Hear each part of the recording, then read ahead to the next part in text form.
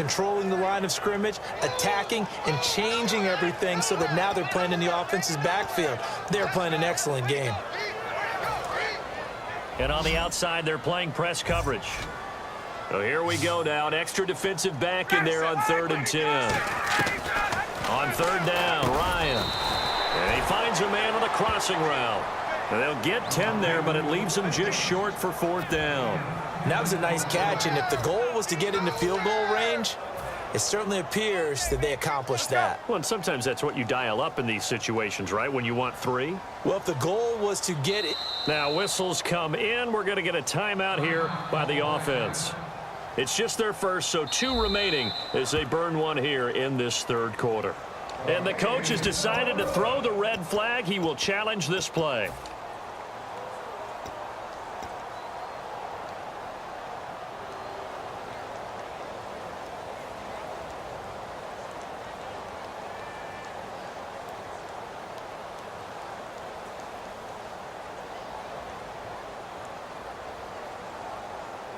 Still just the 3rd quarter, but they've got to make something happen. I think they know that. They're going for it on 4th. They'll try and throw for it with Ryan. And that's caught by Tammy. It'll be a 3-yard gain, and they're able to convert here on 4th and inches. Well, the field goal attempt was well in hand. They had that, but they decided to go for it anyway. Extreme confidence, it looks like. Yeah, but I bet the defense is going to remember this one, right? They kind of rubbed their nose in it.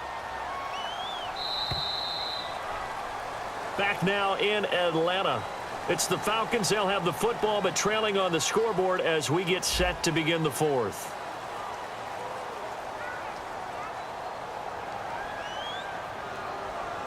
Fresh set of downs here.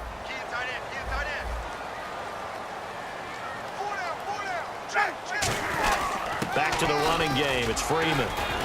And inside the 20 before he's brought down. 11 yards on the pickup, and it'll be 1st down Atlanta. Well, so much for him being bottled up throughout the day. Finally finds a way to break through and get a really nice gain. The defense had felt great about what they had going. Now they've got to turn their attention to getting it back in that direction. Can they bottle him up again? Because I'd say after that run, confidence is pretty high for him. Just a yard on the pickup there, and it'll bring up a 2nd and 9. Well, so many times we look at a short run and we praise the offense for trying to set the tempo and establish things, but the defensive guys, hey, they just won the battle there. It wasn't a big run given up. They don't always have to absorb the body blows. Sometimes they dish them out themselves. Back-to-back 1-yard runs here, so that leaves them with a 3rd down and 8. Partner, we know today's NFL is really built around the guy throwing the football. But these short runs, they still pay dividends because they can take their toll on a defense and they can add up as the game goes along. You control the clock, you control the ball, and that way you often control the game. Long drive. The defense just cannot seem to catch a break and get off the field. They'll come out in the pistol.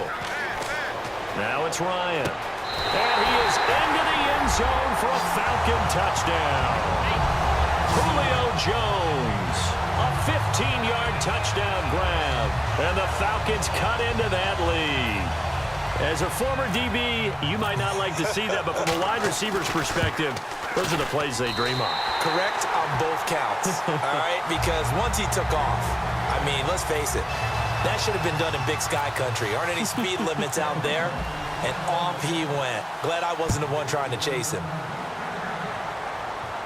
That's fielded in the end zone. And this return net's positive as he gets past the 25 and up to the 27-yard line. And now San Diego getting set to go. And they were able to punch it in the end zone last time. They'll be looking to do that again here for the defense. Obviously, they'll be looking to stop them from punching it back in the end zone. It always is punch-counter-punch, isn't it? And which team has the advantage? Well, let's just go back. Last time on offense, they rolled downfield, got into a good rhythm. You can see a little more bounce in and out of the huddle. You can see the sideline really get into the game. So defensively, you're thinking to yourself, how do we take that away from them? How do we get the advantage back? Let's see what they come up with. I think pressure is always the first way to go. You love pressure. I love it. We'll see if they dial it up this drive. In the red zone this time. Looks like the defense in press coverage here. And the D-line pinching together, must be expecting the run. Now Rivers. This will be caught at the 2. And he's in for a Charger touchdown. Antonio Gates, a 20-yard touchdown. And the Chargers are going to add on to their lead. Lambo on for the extra point. And the lead is up to 15 now.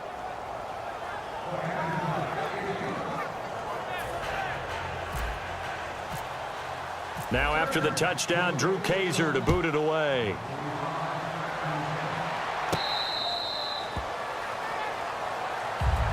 Atlanta now coming out on the field. And that last drive, a long drive, but not just that. They had a great air attack going. Do they stick with that?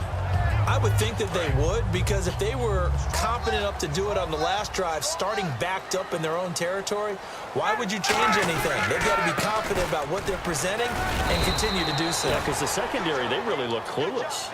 And that was amazing because that drive went and went, no adjustments, and no big plays by the defense to knock the ball away.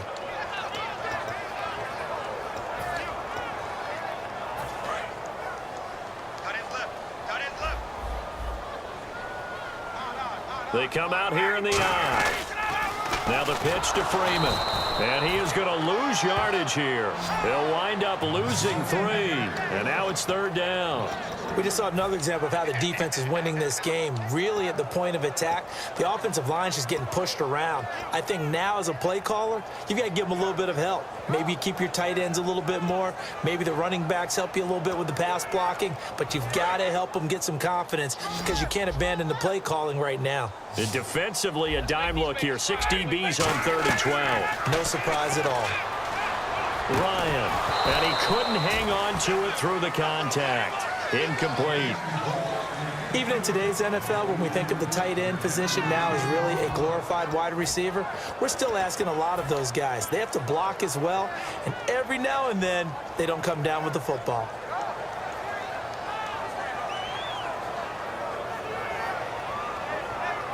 All right, they're going to try and keep hope alive here on 4th down. They're going for it. They come out 5 wide, 3 of them to the right side. Here we go. It's Ryan on 4th down. A hit as he throws, and this is going to be incomplete. The Falcons go for it, but it doesn't work out. And the Chargers will get the football back in excellent field position.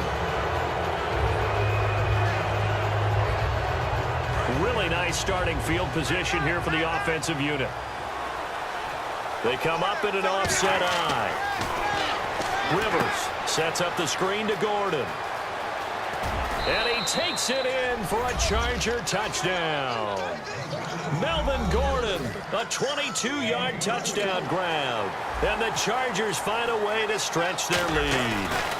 There are several elements to a well-executed screen pass. This one resulted in a touchdown. It had all of those elements. Yeah, you're so right, because you really need the rush to almost get to the quarterback, almost get to the passer.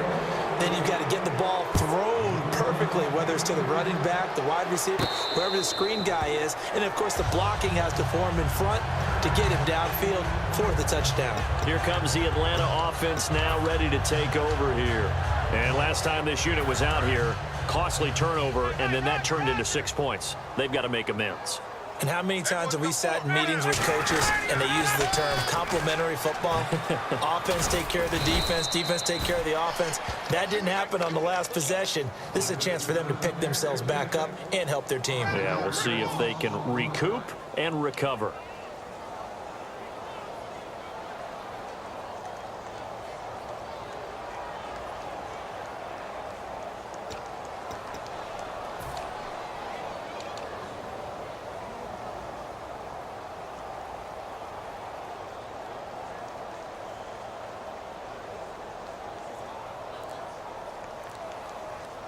So the defense has put them in a tough spot. It's 2nd and long.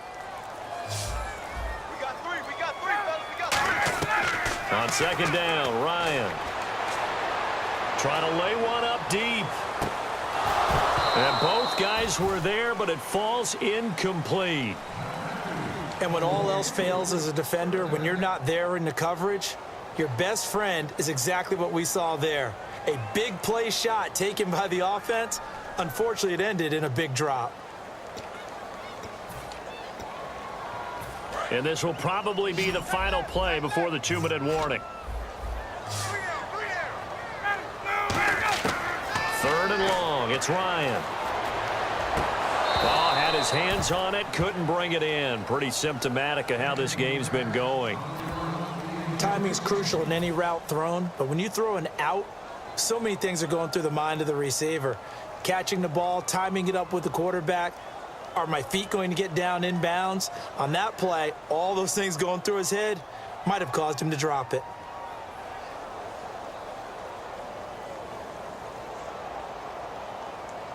They're already slim hopes are going to ride on this one. They'll go on 4th down.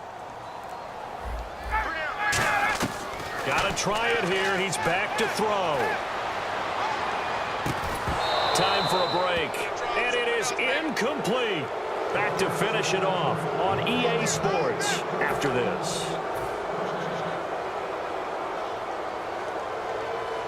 And they'll start this drive with very good field position.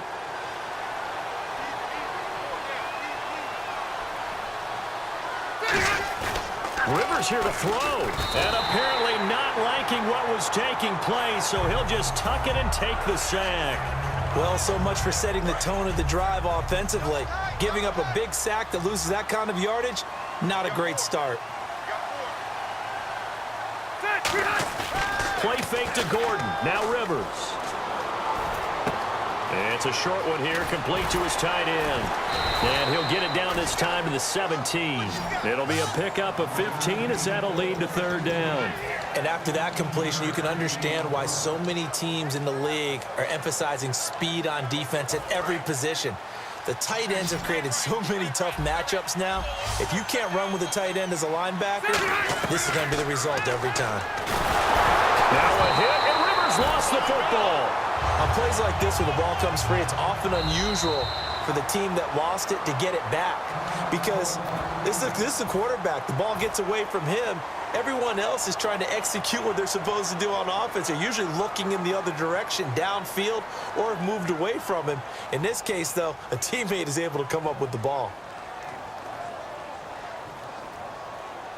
And with things looking pretty good on the scoreboard, they're going to keep the offense out there and go for it here on 4th. Rivers to throw for it on 4th. He's going to go up top for the end zone. And this is incomplete. Boy, it looked like he had it and dropped it. And the Falcons defense stands tall. They'll get the football back. Now the Falcons offense, they get ready to head back out here. They're down big here late. I don't know. You just one last drive here for pride. Some people like to do that. I remember playing for a guy once. We were down huge, and someone said, "Coach, what do you want to call?" He just waved a hand like, "Who cares? Let's get out of here and do something some other time." But some teams like to do something at the end to feel a little bit better as they continue to move forward. Yeah, probably just want to put this one behind them. Cool under pressure right there, escaping the pocket and finding what I think was not his primary target. And some of these guys are just so comfortable getting outside of the pocket that they'll do it on purpose. It doesn't even need to be a breakdown. Just they move, and they know it affects the defense, because a lot of times you get lost in coverage in the secondary, and I think you're exactly right. Wasn't his primary target. Found a secondary guy who sprang open, probably because of his movement out of the pocket. 2nd and 10. It's Ryan again. The left side completion to Jones. That catch good for 5. It's 3rd down. And quickly, they get to the line. What terrifies defenses when they see slant routes thrown is that the receiver is on the move, and oftentimes he catches it and gets upfield. Does a really nice job rallying to him and stopping him for a minimal gain. When a good play is made on defense, oftentimes leverage is the key to everything. Defensive line not getting turned, all the other guys making sure they're in the right spot, and on that play, they were able to stop him short of a 1st down. Not only is a slant route really difficult to cover, it's a real staple play for an offense on a 4th down because it's a quick-hitting play. Get the ball in the hands of the quarterback, right to the receiver. And he's going to be intercepted a 3rd time. Picked off by Jason Verrett. A lot of scoring.